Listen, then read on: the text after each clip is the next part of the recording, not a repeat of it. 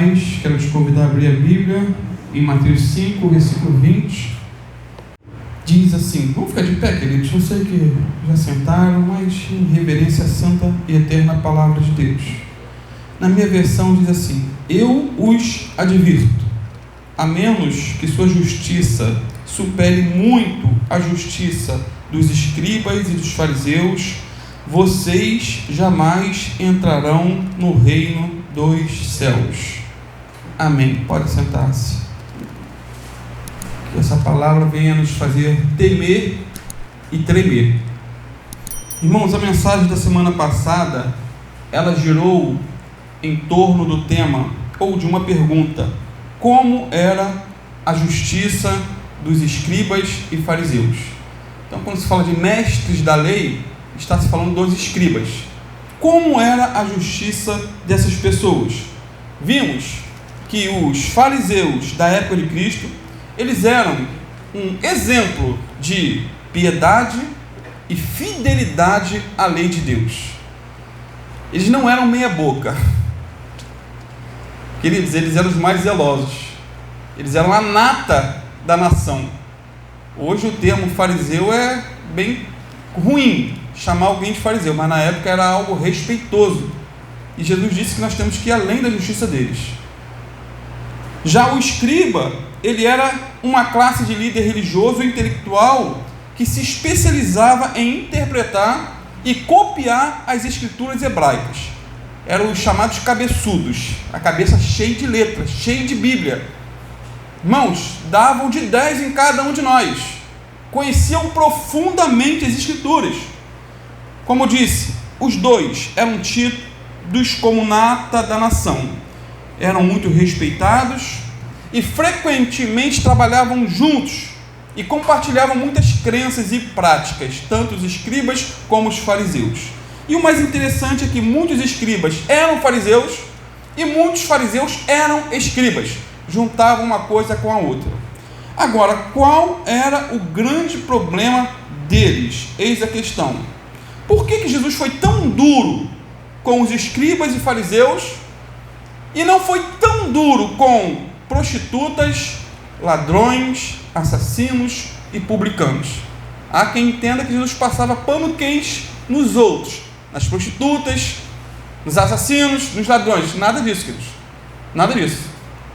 O problema é que a justiça desses religiosos era apenas exterior, só cerimonial, legalista, fria, de aparência. Eles faziam tudo no automático, faziam coisas certas com uma motivação errada. Eles oravam mais do que todos da nação, jejuavam regularmente, 2 vezes por semana. Tem gente que não jejua nem 2 vezes por ano. Contribuíam sistematicamente, eram dizimistas e ofertantes. E Jesus disse que nós temos que ir além deles. Complicado, hein? E se você se comparar, tem gente que fala: pastor, eu oro muito mal, jejuo muito mal, leio a Bíblia muito mal, e igreja então é de vez em quando. Porém, tudo o que eles faziam tinha como objetivo de serem vistos pelos homens e não faziam para agradar e glorificar a Deus. O problema deles estava no coração, a intenção lá do íntimo, do interior. A principal diferença entre um fariseu e alguém que crê em Jesus é a motivação interna. É por que faz? Com qual objetivo se faz? É para a glória de Deus? Ou é para a minha glória?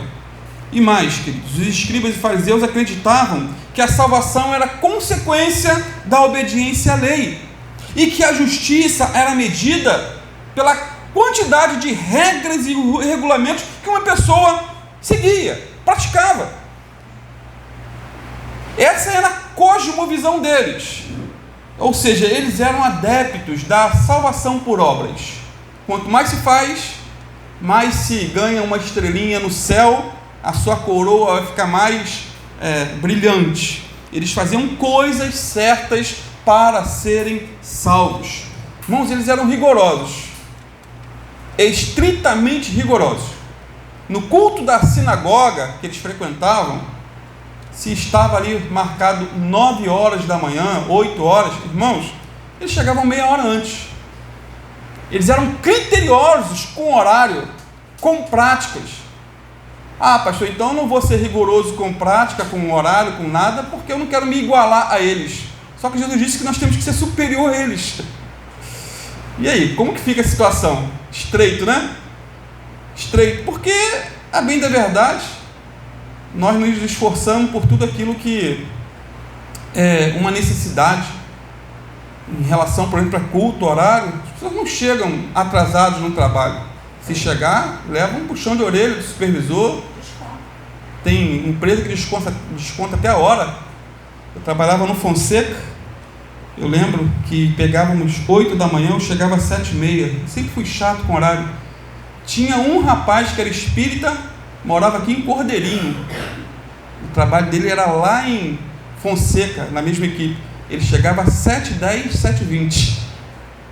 Quando for crente, acho que vai ser bem compromissado. Nas trevas. Porque o espiritismo é treva. Não tem como negar. Passar pano quente. Então, compromisso. Os fariseus e escribas, eles eram rigorosos. Em tudo. No horário, no zelo. Confiavam em seus jejuns, orações, frequência aos cultos e até em suas contribuições financeiras. Eles pensavam que o resultado que fazia, ou que eles faziam, iria garantir-lhes a salvação. Só que não garante salvação. Vou repetir novamente o que Jesus disse lá em Mateus 5,20. Vocês têm que decorar esse versículo, pensar nele e falar: Senhor, eu quero ter a justiça superior deles. Não porque fazendo eu vou ser salvo. E nós vamos ver em que sentido a nossa justiça tem que ser superior a deles. Mais à frente, versículo 20, Mateus 5,20. Eu os advirto, disse Jesus, a menos que a sua justiça supere muito a justiça dos escribas e dos fariseus, vocês jamais entrarão no reino dos céus. O que Jesus fala está na ordem do absoluto. Tem que nos fazer pensar, queridos. Detalhe ainda, a justiça dos escribas e fariseus era caracterizada por hipocrisia. Hipocrisia, pois eles pregavam uma coisa e praticavam outra. A justiça deles era caracterizada também de orgulho e falta de compaixão para com os seus semelhantes. No entanto, é bom frisar que nem todo escriba e nem todo fariseu, eles eram hipócritas, autoconfiantes ou orgulhosos. Não podemos generalizar. Claro que a grande maioria era dessa classe. Por exemplo, o Talmud, uma coletânea de estudos judaicos, descrevia 7 tipos distintos de fariseus. Era o que tinha na época. Primeiro, tinha o fariseu que aceitava a lei como uma carga, aceitava a lei como um jugo, algo pesado, um fardo. Tem crente assim, Cara, a vida cristã como um fardo, um peso, um jugo. Ir para a igreja é uma doideira. E constantemente muitos são vencidos pelo cansaço, pelo sono. Encaram como um jugo, como um peso. Contribuir é um peso. Jejuar nem se fala. Segundo, tinha aquele que agia por interesse, sempre em busca de recompensas. Tapinha nas costas, elogios. Esses aí são como o Motley do desenho animado. Não sei se você já acompanhou, os mais velhos lembram. Sempre em busca de medalha. O Dick Vigarista, sempre que ele fazia um bem para o Dick Vigarista, o Dick Vigarista dava uma medalhazinha no peito dele. Quando botava, ele chegava a flutuar com aquela medalha. Esse aqui é mais um tipo de fariseu. Terceiro, tinha também um fariseu que batia a cabeça contra a parede para não olhar para uma mulher, para não cobiçar. Então era mais fácil bater com a parede, cabeça. Esse aqui reconhecia que a cobiça no coração era o mesmo que o adultério na prática, aos olhos de Deus. E nós vamos ver isso em detalhes, tá? O adultério, com os olhos. Quarto, tinha também um fariseu que agia com falsa humildade, se orgulhava de ser humilde. Viu isso? Tem gente que é tão humilde, mas tão humilde que se orgulha da sua humildade. Era chamado também de fariseu corcunda, pois ele andava encurvado como sinal de piedade. Tem gente que é assim, né? Bem encurvada. Quinto, tinha o que sempre perguntava qual obra boa deveria fazer e sempre contabilizava as suas ações. Devia ter um caderninho de anotações, né? Fiz o bem hoje. Hoje eu dei uma esmola para o pobre, hoje eu fiz isso de bom, orei para o meu inimigo.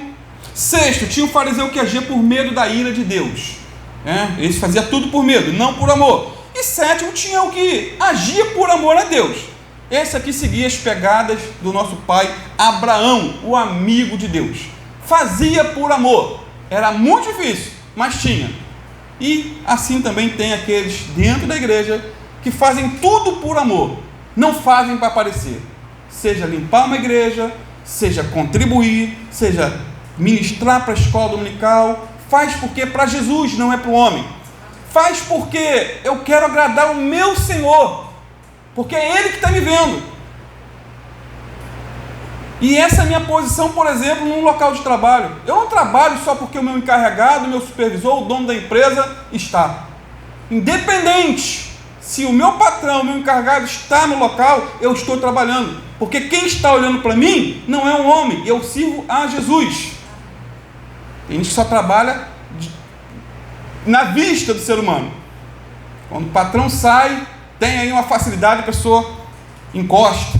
Então, queridos, a justiça dos fariseus era uma mistura doida de atitudes certas e erradas, falsas e verdadeiras. Amados, nada do que fazemos pode nos garantir a salvação, pois a salvação da nossa alma, ela foi conquistada na cruz do Calvário. Não é uma conquista humana, é graça divina. A salvação não é obtida por nossos esforços, mas foi conquistada na cruz do Calvário por meu Senhor e meu Salvador Jesus Cristo.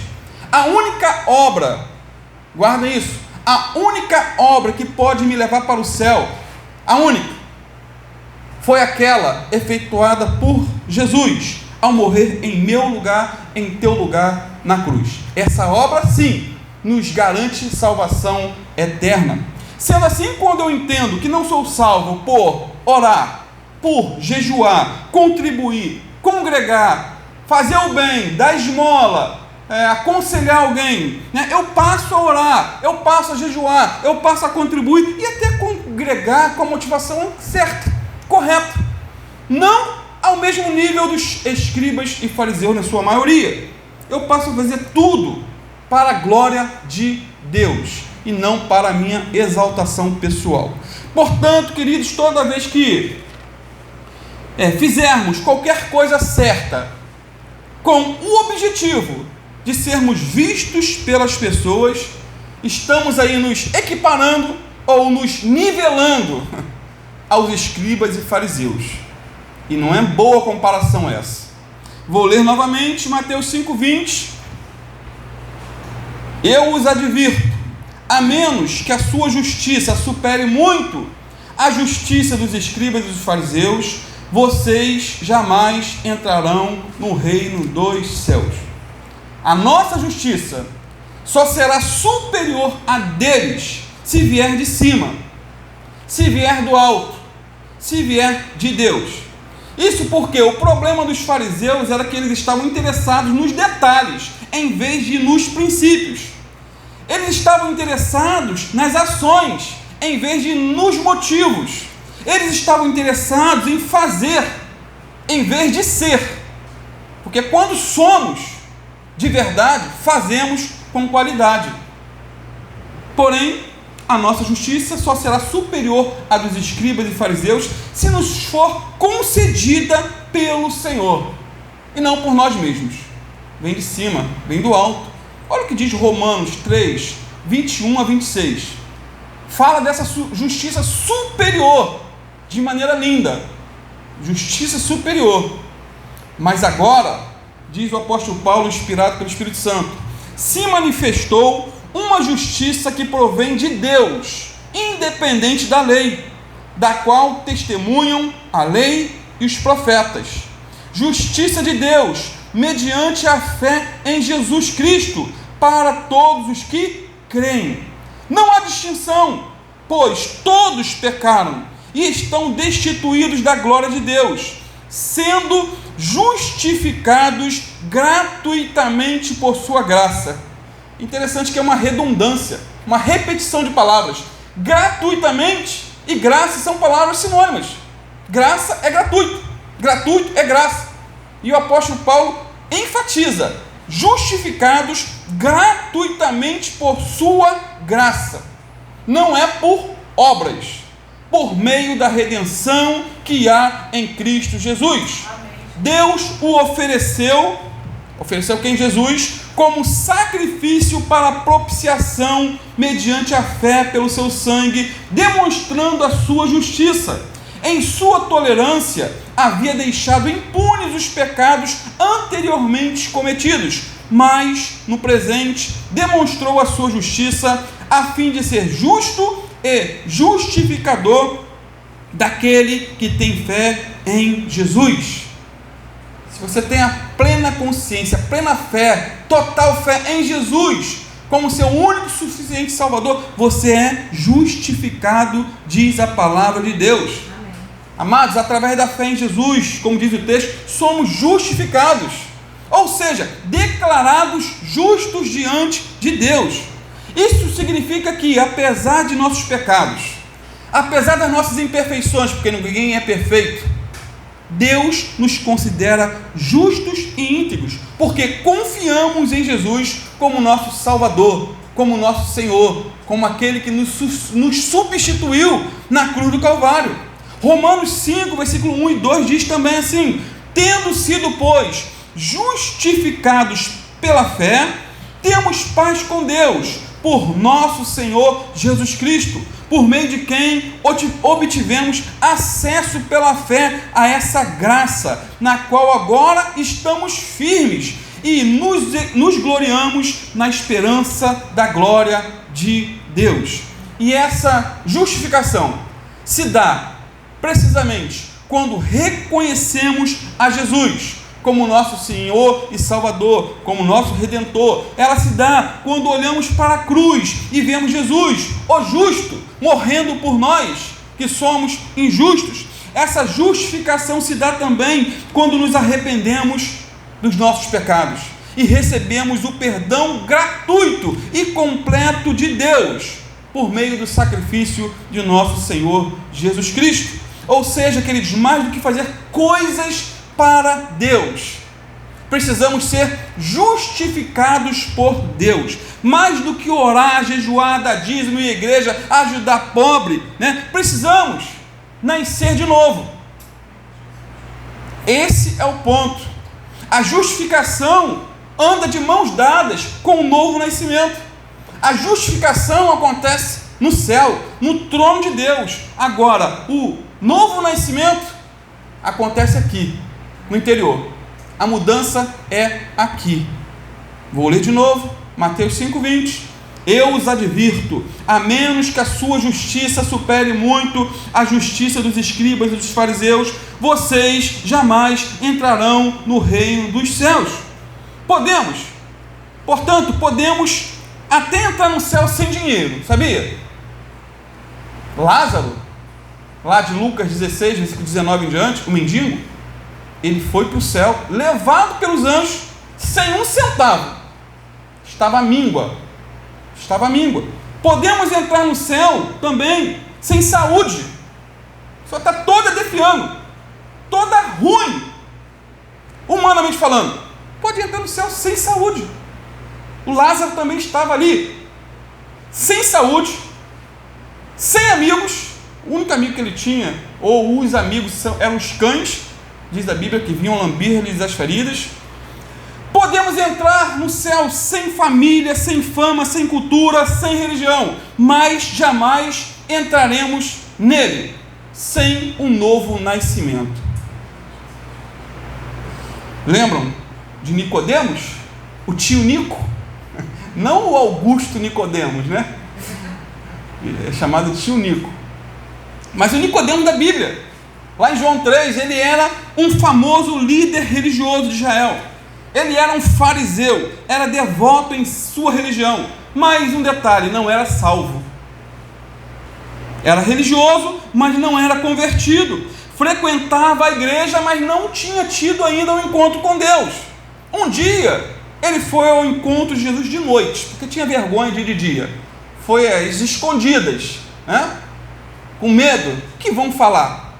Reputação, orgulho. Foi de noite e disse: Rabi, todos nós sabemos que Deus enviou o Senhor para nos ensinar. Seus sinais são prova de que Deus está com o Senhor. E Jesus deu uma cortada nele. Foi como que se desse uma voadora no peito dele e foi direto ao assunto. Em verdade, eu lhes digo que se você não nascer de novo, você não verá o reino de Deus. Aí Nicodemos retrucou: como pode um homem nascer de novo? Acaso ele pode voltar ao ventre da mãe e nascer uma segunda vez? Jesus está falando de algo espiritual e ele está pensando em nascer de novo na barriga da mãe. E Jesus respondeu: eu lhe digo a verdade, ninguém pode entrar no reino de Deus sem nascer da água e do Espírito. É como se Jesus estivesse dizendo o seguinte para Nicodemos, né? E eu vou falar o mesmo para você e para mim. Nicodemos, o novo nascimento é a mais importante e a mais urgente necessidade de sua vida. Você precisa nascer de novo. Sem o novo nascimento, sua vida é vã, sua esperança é vã, sua religião é vã. Sem o novo nascimento, Deus estará contra você no dia do juízo. Sem o novo nascimento, a palavra de Deus condenará você no último dia, no dia final. É isso que Jesus estava falando para ele. Irmão, você pode ser uma pessoa zelosa, conservadora. Hoje em dia, o movimento político conservador são contra aborto, tem muitos princípios bons. Mas se for botar na ponta do lápis, 99% vão para o inferno. Porque não basta ser conservador. Não basta ser conservador, tem que ser convertido. Tem que nascer de novo. Então você pode ser uma pessoa zelosa, conservadora, observadora dos preceitos religiosos, assim como Nicodemos. Mas se não nascer de novo, não haverá esperança para a sua alma. Você pode praticar muitas coisas boas, dar esmolas, ter uma vida bonita e até fazer orações e ser atendido. Como Cornélio, lá em Atos 10, foi atendido por Deus, mas não era salvo. Deus enviou Pedro para pregar a palavra para ele. Queridos, sem o novo nascimento, o céu estará de portas fechadas para você. Ou seja, sem o novo nascimento, não podemos chegar ao céu e nem se encantar com o céu. Sem o novo nascimento, nós vamos nos encantar com essa terra aqui, pensando que tudo se resume ao aqui e o agora, e continuar brincando de igreja, domingo. Aí eu tive um professor de seminário que uma vez ele falou, foi duro: meu irmão, se você quer viver no pecado, não vai direto, vai de cara, mete a cara, vai para o carnaval, vai para a boate, vai para o bar. Era assim. Foi, meu Deus, cara, já chegou metendo o pé na porta. Vai, não brinca não, irmão. Vai agora, se quer coisa séria, leva Deus a sério. Se você não quer Deus a sério, então mete o pé na jaca. Tipo assim, expulsando o povo no seminário. Não perca tempo aqui com o seminário não. Vai ficar aprendendo teologia e vai para o inferno com a tua teologia, com tudo. Me fez pensar, e até hoje eu penso sobre aquilo que ele falou. Então, queridos, ninguém entrará no céu por ser presbiteriano, por ser batista, metodista, assembleano, católico, ou fazer parte da igreja bíblica cristã.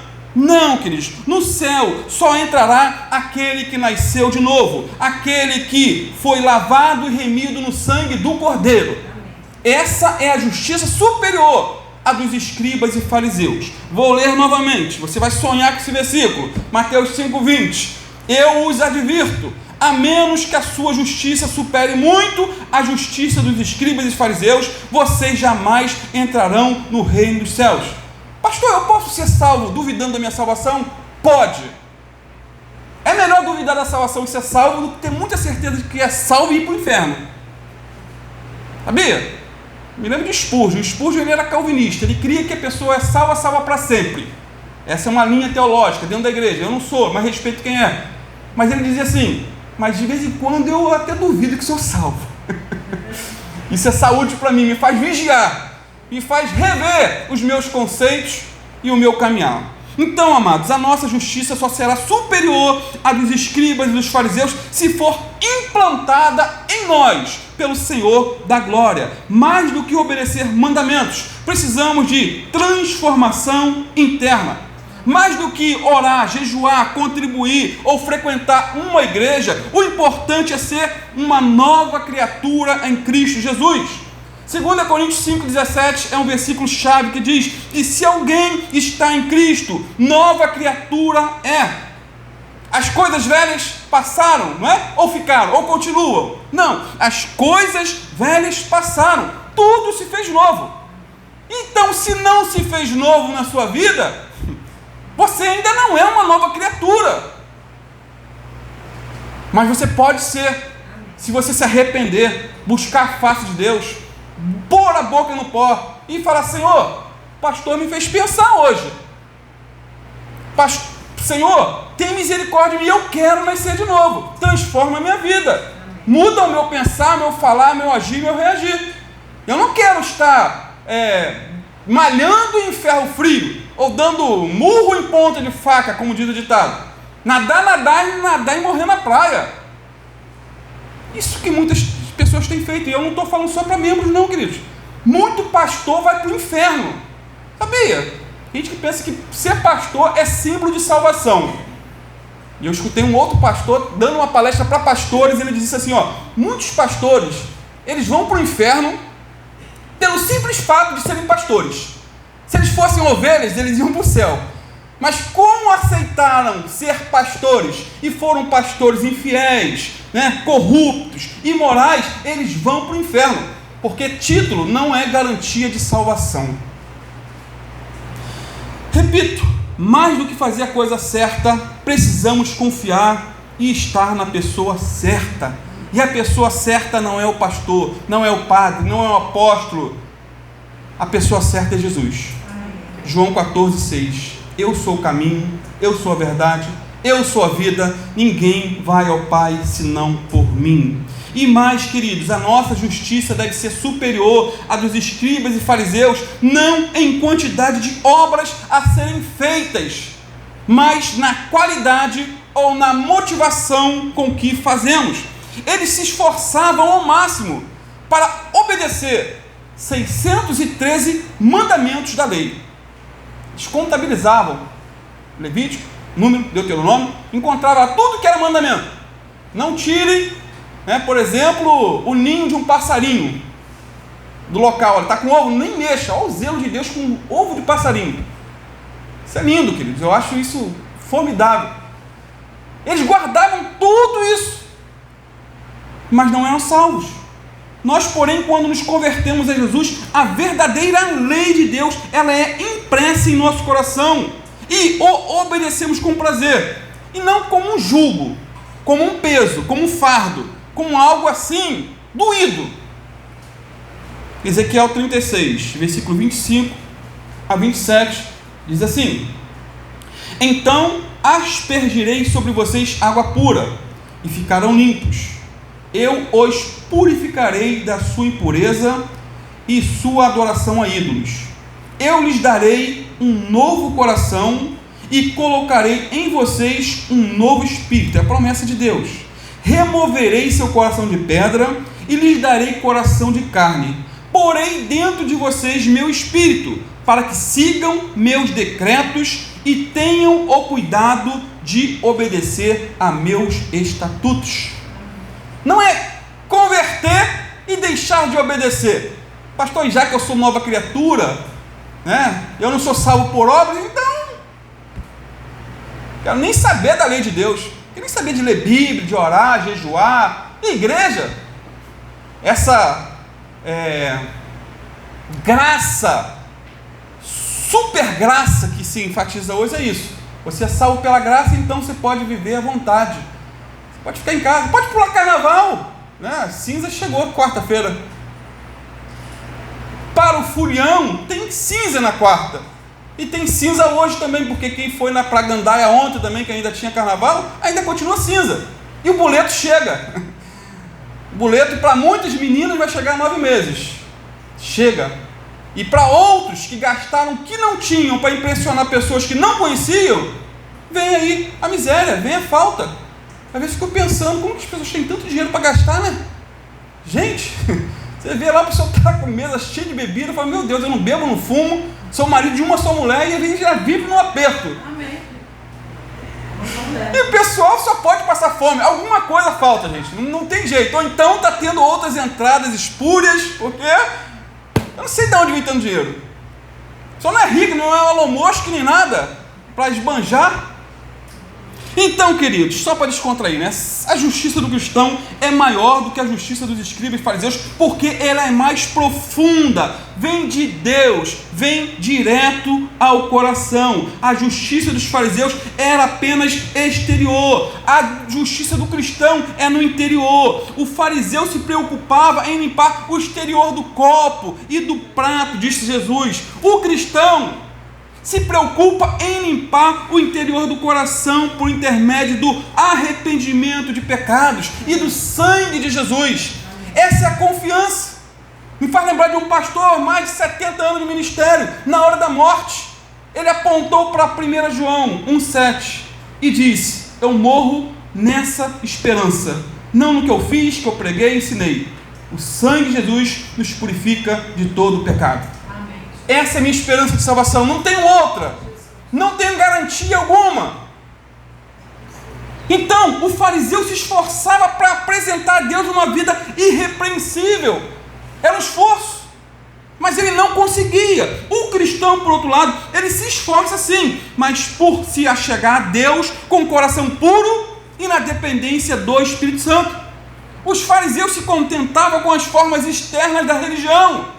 Tá bom, orar, ler a Bíblia, dar esmola, dar dízimo e a igreja. O cristão não se contenta com formas exteriores de bondade, por mais abundantes, extraordinárias que estas sejam. Ele busca acima de tudo o que?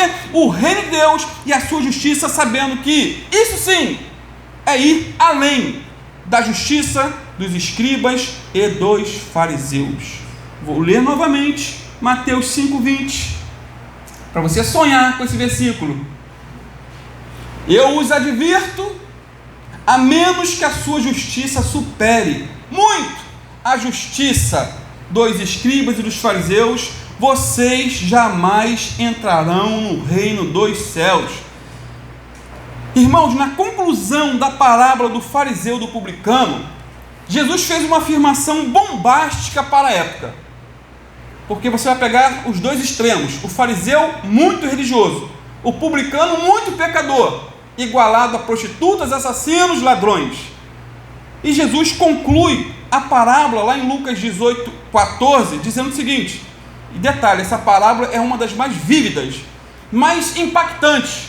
Te convido a ler sempre, eu vou ler ela daqui a pouco. Jesus disse assim, digo-vos que este publicano desceu justificado para sua casa, e não aquele fariseu, porque todo o que se exalta será humilhado. Falou do fariseu. Mas o que se humilha será exaltado. Jesus falando do publicano. Pergunta que não quer calar: por que o publicano foi para casa justificado e o fariseu foi para casa condenado? Por que o publicano se humilhou, queridos, na presença de Deus? O publicano reconheceu que era pecador, perdido, miserável, não tinha mérito algum, e ele se arrependeu. Por outro lado, o fariseu se exaltou por causa de suas obras, desprezou o próximo e não reconheceu que era tão pecador quanto o publicano. É tipo assim, o sujo falando do mal lavado, mas pensando que era limpo. Que coisa, né? Eu vou ler a parábola na íntegra aqui, para refrescar nossa memória. Lucas 18, versículo 10 a 14. Olha que lindo. Jesus disse: 2 homens foram ao templo para orar. Foram para quê? Para orar. Um deles era fariseu, o outro cobrador de impostos, publicano. O fariseu em pé fazia esta oração: eu te agradeço, Deus, porque não sou como as demais pessoas, desonestas, pecadoras, adúlteras. E com certeza não sou como aquele cobrador de imposto ali, ó, aquele miserável, sanguinolento, crente ruim, está na igreja, mas é hipócrita, está vindo aqui, mas não é daqui. E continuou, ó, jejuo 2 vezes por semana, dou o dízimo de tudo quanto ganho. E tinha uma lista maior, mas Jesus parou aqui. Mas o cobrador de impostos ficou à distância e não tinha coragem nem de levantar os olhos para o céu enquanto orava. Em vez disso, batia no peito e dizia: Deus, tem misericórdia de mim, pois sou pecador. Eu lhes digo, disse Jesus, que foi o cobrador de impostos e não o fariseu que voltou para sua casa justificado diante de Deus. Ou seja, a justiça desse aqui foi superior do fariseu. Por quê? Ele reconheceu a sua miséria. Reconheceu. Pois aqueles que se exaltam serão humilhados, e aqueles que se humilham serão exaltados. Amados, no texto, o publicano e não o fariseu foi justificado. A justiça de um pecador arrependido foi maior do que a de um santo que não conseguia ver pecado em si. Santarrão ao quadrado. Portanto, ser justificado significa o quê? Ser declarado justo diante de Deus com base no sacrifício de Jesus Cristo na cruz. Romanos 3, 23 e 24. Pois todos pecaram e carecem da glória de Deus, sendo justificados gratuitamente por sua graça. Já li de novo, né? Mediante a redenção que há em Cristo Jesus. Irmãos, nenhum ser humano pode ser salvo se ele não for justificado. A justificação acontece mediante o arrependimento de pecados e a fé genuína no Senhor e Salvador Jesus. A fé, acompanhada do arrependimento, salvou o publicano, mas o orgulho condenou o fariseu. Portanto, aquele que condena a si mesmo, ele é absolvido por Deus, mas aquele que justifica a si mesmo é condenado por Deus, porque Deus odeia o orgulho, mas se apraz, se alegra com o coração contrito, quebrantado, que reconhece que nada é, que nada merece. O fariseu se declarou justo, dizendo: não sou como os demais homens. O publicano se declarou culpado, dizendo que, para Deus, tem misericórdia de mim, publicano, pecador. Esse foi salvo e não o outro. Agora, concluindo, por que a oração do publicano foi aceita? Por que a justiça de um foi superior à do outro? Primeiro, porque foi um pedido genuíno, o pedido do publicano. Ele se apresentou a Deus com o coração quebrantado, palavras verdadeiras. Não foi um ator, não botou máscara, né? Não estava encenando uma peça no palco da vida, não. Segundo, porque foi uma oração pessoal. Ele não apresentou supostas virtudes, queridos. Ele não falou do próximo, não apontou para ninguém, falou de si mesmo. É como a ceia que vamos participar daqui a pouco. Examine-se o homem a si mesmo. Não é marido, filho, sogra, nada. Esse homem pediu apenas: tem misericórdia de mim, pecador. Terceiro, foi uma oração humilde. Ele reconheceu o seu pecado e confessou. Ele não se justificou dizendo: poxa, eu sou fraco moralmente, a tentação em roubar é muito grande, por isso que de vez em quando eu pego uma propina aqui, outra ali. Essa era a prática dos publicanos. Não, queridos, ele foi humilde, reconheceu, confessou. Quarto, foi uma oração profunda, pois brotou de um coração quebrantado que clamou por misericórdia.